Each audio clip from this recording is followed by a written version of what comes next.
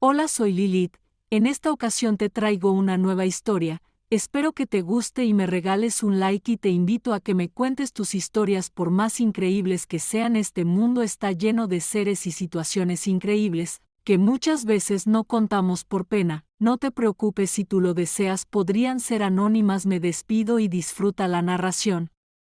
La iglesia más importante es la Catedral Metropolitana por su aspecto colonial, una de las más famosas de la capital, y la iglesia más antigua de Ciudad de México. Seguramente habrás comprobado su belleza y valor histórico y arquitectónico, pero te apuesto a que no sabías que en el año 1629 encontraron enterrado en esta iglesia un vampiro. Remontémonos primero al año 1521, el año de la conquista de México. Ese mismo año Hernán Cortés en persona mandó a construir la Catedral Metropolitana encima del templo de Huitzilopochtli, dios de la guerra para los aztecas, templo que hasta hoy en día se encuentra debajo de esta iglesia católica gigantesca en el pleno zócalo de la ciudad. Pero la edificación que está ahora mismo en el centro histórico no es la Catedral Metropolitana original, al menos no la que supervisó Cortés en 1521, y es que para 1536 la colonia española ya había sido establecida y la cantidad de indígenas que habían abandonado sus creencias y su religión original para convertirse al catolicismo había crecido exponencialmente, y en ese año de 1536 se ordenó derrumbar una mucho más grande, que es la que hoy en día tenemos en el zócalo de la Ciudad de México. Obviamente esta monumental y gigantesca estructura tomó mucho tiempo en ser construida, por lo que para el año 1629, casi 100 años después del inicio de su construcción, esta seguía en obra. Es en este año de 1629 cuando ocurre nuestra historia de hoy. Resulta que durante la temporada de lluvias de ese año la iglesia sufrió varias inundaciones debido a que había partes de la catedral que aún no contaban con un techo bien construido, o que de plano seguían en obra gris, y si la sacristía estaba inundada en varias zonas, imagina cómo estaba el sótano de la catedral. Estaba hecho una verdadera laguna muy profunda, y gracias a esta inundación fue que algo muy antiguo y oscuro salió a flote, literalmente hablando, algo que quizá la iglesia católica llevaba ocultando más de 100 años ahí, desde tiempos de la primera catedral, que había sido construida en 1521 y que para ese 1629 ya no existía más que los cimientos, lo que los frailes hallaron flotando en el blanco hecho de mármol por completo, pero que estaba muy sucio y ennegrecido a causa del paso del tiempo, el polvo guardado en el sótano durante más de 100 años y claro, el lodo que se había juntado durante la inundación de la que era presa la Catedral Metropolitana. En ese momento esta historia es vista como una leyenda, pero cuenta con varios elementos a tomar consideración para su veracidad, como nombres completos de varios personajes, y es que está documentada mejor que muchos acontecimientos históricos, así que ya depende de cada quien si lo ve como un hecho real o como una simple leyenda. Queda a tu elección, como siempre. Por ejemplo, a Miguel de Aviña, ambos frailes le informaron al Padre Superior sobre su hallazgo, y este les ordenó que como pudieran maniobraran el sarcófago lejos de la laguna que se había formado en el sótano de la catedral, y que lo pusieran en un sitio lo más seco posible, y los frailes así lo hicieron. Varios días más tarde, cuando las lluvias ya no eran tan frecuentes en la Ciudad de México, o más bien la Nueva España, y por ende los sacerdotes ya no valor de la catedral, el Padre Superior les ordenó a los sacerdotes que limpiaran el sarcófago, pues él deducía que en el interior descansaban los restos de algún arzobispo sacerdote del siglo pasado, y quería saber de quién se trataba. Sin embargo, cuando los frailes hubieron limpiado el sarcófago de mármol, descubrieron que no había nombre alguno sobre este. El objeto era muy pesado, lo cual significaba que si había alguien, o más bien sus restos ahí dentro, al menos lo que el vaso del tiempo había dejado. Además, la tapa del sarcófago sí estaba sellada. ¿Y por qué sellaron sarcófago vacío? Definitivamente había algo ahí dentro, pero ¿por qué no se especificaba a quién pertenecían dichos restos en la tapa del sarcófago, como era la costumbre en aquellos años? Como los frailes en la catedral tenían problemas mucho más graves en ese momento por culpa de las lluvias, el Padre Superior ordenó que simplemente movieran el sarcófago a un lugar menos húmedo y lodoso, lo cual era difícil, pues todo el piso de la catedral, que no estaba bajo el agua, estaba hecho un lodazal. Sin embargo, los dos frailes le encontraron acomodo al sarcófago menos lodosa posible.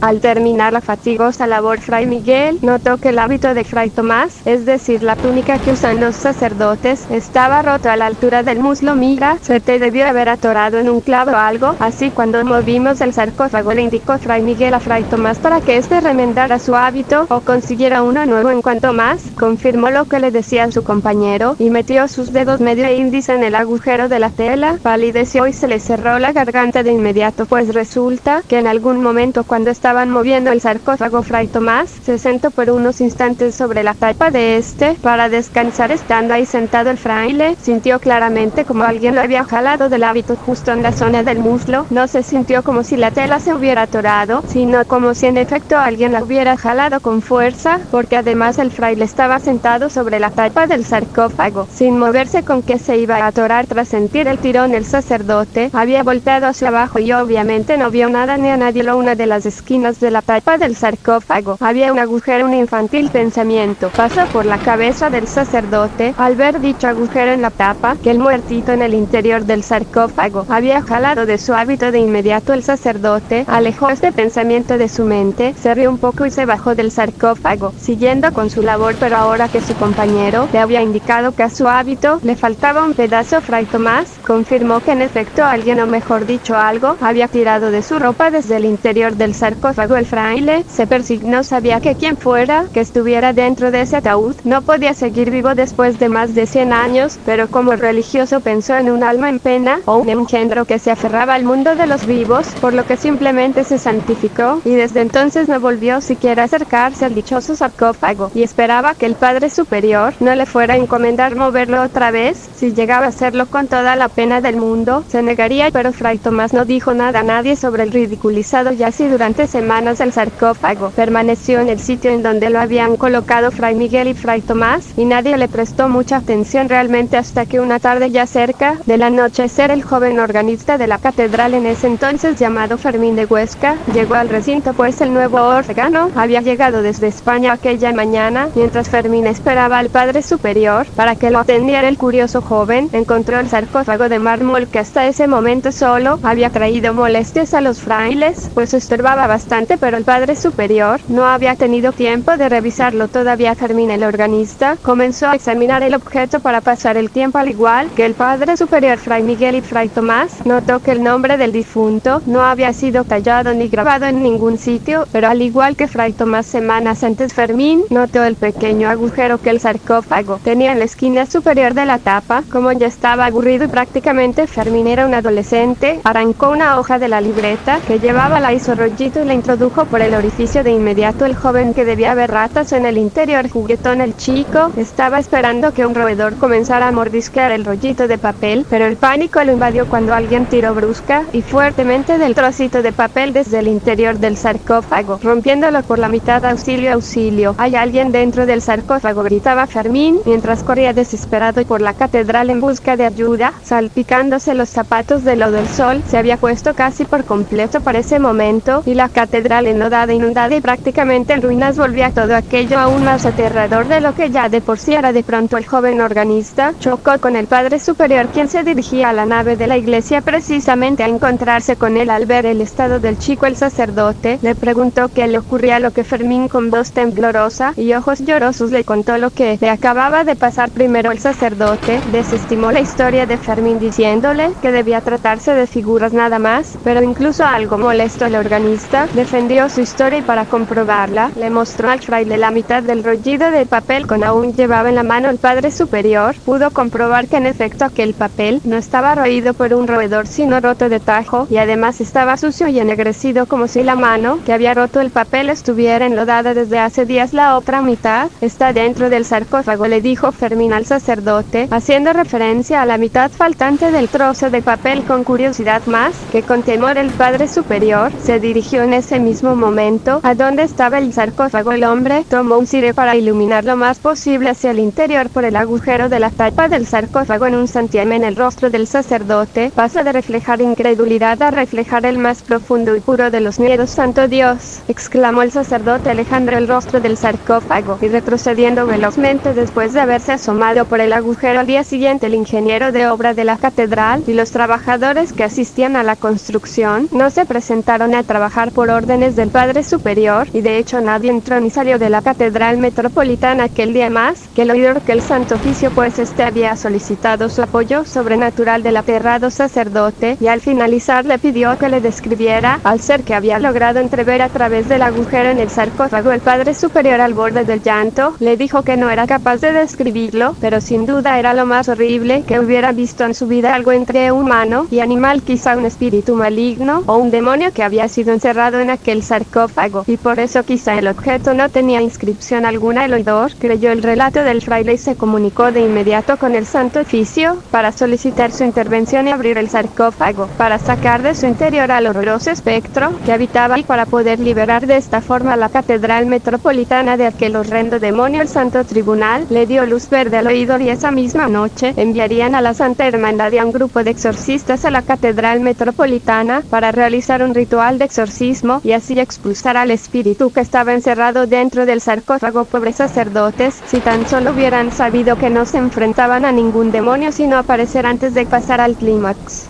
Esa misma noche, a puertas cerradas, se llevó a cabo el ritual de exorcismo sobre el sarcófago de mano de la Santa Hermandad y los exorcistas que había enviado el Santo Oficio. Una vez realizados los rezos y las almohadillas religiosas, se ordenó abrir el sarcófago. Después de mucho esfuerzo físico, los presentes lograron quitar la tapa, y aunque los religiosos creían que la pesadilla había terminado y que el sarcófago estaría vacío, al finalizar el ritual de exorcismo, en realidad la pesadilla apenas comenzaba en cuanto la tapa cayó al suelo enlodado de la Catedral Metropolitana. Absolutamente todas las velas y cirios que iluminaban la estancia se apagaron al mismo tiempo, pues un gélido viento muy fuerte y sin explicación había soplado en toda la catedral. En la oscuridad, los aterrados presentes pudieron ver una abominable silueta de salir del interior del sarcófago, una silueta deforme que no podía ser ni un hombre ni un animal, pero de que era un ser físico de carne y hueso, de eso no había duda. No era ningún demonio ni un fantasma, era algo real, algo de carne y hueso. Entre los gritos de terror y los escucharon unos veloces pasos inhumanos por el suelo de la catedral, y luego la enorme puerta de madera se abrió de par en par, lo cual no tenía explicación, pues esta tenía puesta la pesada traba. No fue el viento lo que le había abierto, sino algo muy fuerte. Iluminados por la luz de la luna y de la calle como pudieron, los temblorosos sacerdotes se reincorporaron y volvieron a encender los cirios de la estancia. Cuando se hizo la luz de nuevo, el terror de los religiosos no hizo más que aumentar. La noche aún no había terminado, y es que tirado en el suelo de la nave se encontraba el cuerpo sin vida del oidor, quien aparentemente había muerto de un infarto debido al susto, y el oidor enviado por el Santo Oficio esa misma mañana, responsable por haber abierto el sarcófago, no fue la única víctima mortal de aquel ritual en el que algo que no pertenecía a este mundo fue liberado y tirado en la catedral. También estaba otro sacerdote muerto, un fraile de nombre Antonio de Medina. Estos dos cadáveres no fueron los únicos hallazgos macabros que dejó aquel ser que había emergido. Además, los frailes sobrevivientes al encuentro vieron una serie de huellas enlodadas que se dirigían de la base del sarcófago hacia la calle. Lo último que registraron haber encontrado los sacerdotes que vivieron esta traumática experiencia en carne propia fueron dos objetos que estaban dentro del sarcófago: un pedacito de tela negra que había sido arrancado del hábito de un sacerdote y medio rollito de papel en el que algo que no pertenecía a este mundo fue liberado y tirado en la catedral. También estaba otro sacerdote muerto, un fraile de nombre Antonio de Medina. Estos dos cadáveres no fueron los únicos hallazgos macabros que dejó aquel ser que había emergido del sarcófago en plena oscuridad, sino que además los frailes sobrevivientes al encuentro vieron una serie de huellas enlodadas que se dirigían de la base del sarcófago hacia la calle. Lo último que registraron haber encontrado los sacerdotes que vivieron esta traumática experiencia en carne propia fueron dos objetos que estaban dentro del sarcófago: un pedacito de tela negra que había sido arrancado del hábito de un sacerdote y medio rollito de papel. Este insólito suceso quedó registrado en algunos documentos eclesiásticos de la época y poco oídos de la población civil, convirtiéndose en una oscura leyenda perteneciente al centro histórico. Durante la época de la colonia española había gente que creía en el relato y otra que no, pero 3 siglos después, en 1935, debajo de un cipreso en el terreno circundante a la Catedral Metropolitana, fue descubierto un objeto enorme y muy antiguo que estaba enterrado. Se trataba del sarcófago sarcófago de mármol blanco de la leyenda. Por alguna razón, después de la noche en la que la criatura había sido liberada por accidente del sarcófago, los sacerdotes decidieron enterrarlo aunque estuviera vacío en los terrenos de la catedral, quizá para ocultarlo. Lo más aterrador es que las personas que hallaron el sarcófago en 1935 notaron algo que no notaron los personajes del suceso de 1629, y que de haberlo hecho quizá habría salvado las vidas de los sacerdotes que murieron durante el ritual y habrían mantenido al mundo a salvo de una peligrosa criatura que quién sabe qué es y de dónde viene, pero que al parecer está libre hoy en día. Lo que estas personas en 1935 en el mismo creía un Baqi David.